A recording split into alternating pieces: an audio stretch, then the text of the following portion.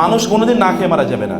রান্না বান্নার বিভিন্ন আইটেম অথবা ইউটিউবে নতুন নতুন রান্নার রেসিপি দেখার ভিডিও কমায় দেন প্লিজ। এটা আপনার আইডেন্টিটি। দেখবেন আপনি ভিডিও দেখতেছেন রান্নার, এরপরে ইউটিউব কেবল আপনার কাছে রান্নার ভিডিও সাজেস্ট করবে, তাই না? ফেসবুক আপনার কাছে কেবল রান্নার বিভিন্ন ধরনের ছবি পাঠাবে অথবা রান্নার বিভিন্ন ধরনের জিনিস পাঠাবে। এটা ও আপনার লাইকটা বুঝে গেছে, আপনি কোনটা পছন্দ করেন বুঝে গেছে। তাহলে এইটা যদি ফেসবুক বা সোশ্যাল মিডিয়ার অ্যালগরিদম যদি বুঝে যে আপনি কোনটা পছন্দ করেন, ফেরেশতাদেরকে আপনি একটা অ্যালগরিদম দিয়ে দেন না যে ফেরেশতারা বুঝুক যে উনি এটা পছন্দ করেন। এটাও তো আপনার পক্ষে একটা বিশাল এভিডেন্স। ফেরেশতা তো আপনার পক্ষে এভিডেন্স হিসেবে দাঁড়াবে কিয়ামতের দিন, অথবা আপনার বিপক্ষে দাঁড়াবে এভিডেন্স হিসেবে। এটি আপনারা আপনাদের এরকম তৈরি হওয়া দরকার। সুন্দর সুন্দর কোরআন কেনা, এটা আপনাদের একটা ভালোবাসার জায়গা থাকুক। ঘরে বিভিন্ন ধরনের, আমার ঘরে অনেক ধরনের কোরআন আছে। সৌদি আরব থেকে এনেছি, বাংলাদেশ থেকে কিনেছি, আমি জানি না কতজন বোন আপনার কোরআন কিনেছেন। কিনেন, কোরআনের তাফসির কেনেন। একটা কর্নার থাকুক বাসায় যেখানে কোরআন কর্নার, এটা নাম থাকবে কোরআন কর্নার। আপনার সন্তানরা বুঝুক যে আপনারা সত্যিকার অর্থে কোরআন ভালোবাসেন, এটা তাদেরকে দেখাতে হবে। কোরআনের নতুন নতুন তাফসির, ছোট ছোট তাফসির, বড়গুলো আনার দরকার নাই। ওটা অনেক সময় বই আমরা কিনি দেখানোর জন্য যে আমার বাসা লাইব্রেরি আছে, কিন্তু সত্যিকার অর্থে পড়ি কিনা সেটা অনেক বড় ইস্যু।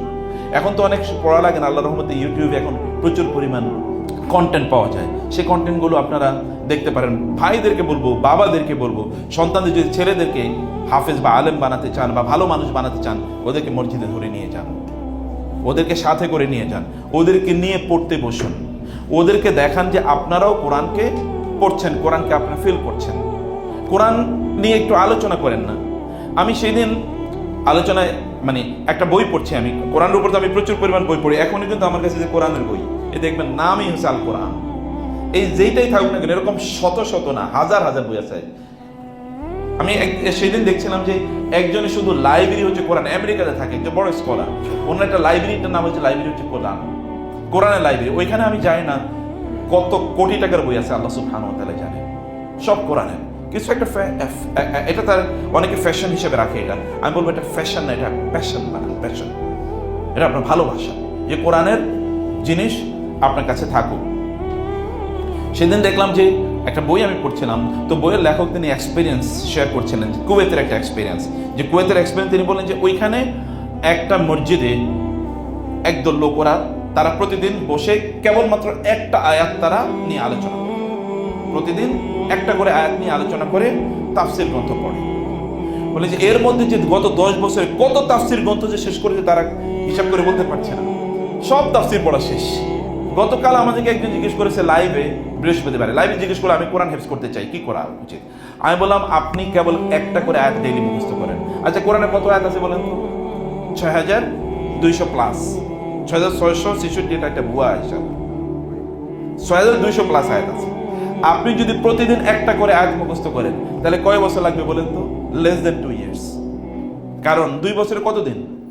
365 দিন যদি 1 বছরে হয় তাহলে 2 বছরে কত দিন?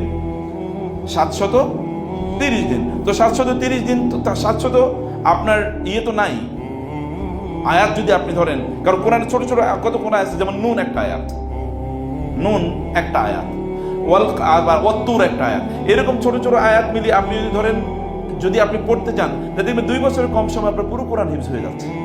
যদি আপনি সত্যিকার অর্থে ধরেন যে আমি এই প্ল্যানে বা এই প্রোগ্রামে আমি কোরআন হিফজ করবো, শুধু আপনাকে একটা সিদ্ধান্ত নেওয়া লাগবে। সিদ্ধান্ত নিলে আপনি খুব দ্রুত ইনশাআল্লাহ কোরআন হিফজ করে ফেলা আপনার পক্ষে সম্ভব হয়ে যাবে। কোরআন কিন্তু বারাকাপূর্ণ। আপনি কোরআনের বারাকাটা, বরকতটা আপনাকে ফিল করতে হবে। আপনি যেখানে কোরআন আছে সেখানে বরকত আছে, কারণ কোরআন হচ্ছে বারাকা। আল্লাহ নিজে কোরআন নাজিল করার কারণে তিনি বলেছেন তাবারাকাল্লাযী নাযালাল ফুরকানা আলা আবদিহি লিয়াকুনা লিল আলামিনা নাযীরা। আল্লাহ বলেছেন আল্লাহ বরকতময় কারণ তিনি কোরআন নাজিল করেছেন। আবার তিনি বলেছেন কিতাবুন আনজালনাহু ইলাইকা মুবারাকুন, তিনি বরকতময় কিতাব নাজিল করেছেন। তিনি বলেছেন ইন্না আনজালনাহু ফি লাইলাতিন মুবারাকা, আমি বরকতপূর্ণ রাতে এই কোরআনকে নাজিল করেছি। কোরআনের বরকতের কারণে কি হয়েছে বলেন তো? একটা রাত, যেই রাতে কোরআন নাজিল হয়েছিল, শুরু হয়েছিল, ওই রাতটা কত বছরের চেয়ে উত্তম? 1000 মাসের চেয়েও, প্রায় 84 বছর, 83 বছর 4 মাস না 6 মাস যেন, এর চেয়ে উত্তম। একজন মানুষ তো 83-84 বছর বেঁচে থাকে না, অথবা 83-84 বছর ইবাদত করে না। মানে আমরা ইবাদত করি কি? আর ধরেন একটু বড় হওয়ার পরে আমরা ইবাদত করি, তাহলে ছোটবেলাতে ইবাদত করি না সাধারণত সেভাবে। আবার কত অসুস্থ থাকে, হাবিজাবি কত কিছু মিলিয়ে আছে। তাইলে এই 83-84 বছর এবাদতের চেয়ে একটা রাতের এবাদত উত্তম। ওই রাতটার মর্যাদা কেবলমাত্র বরকতটা কোত্থেকে আসলো?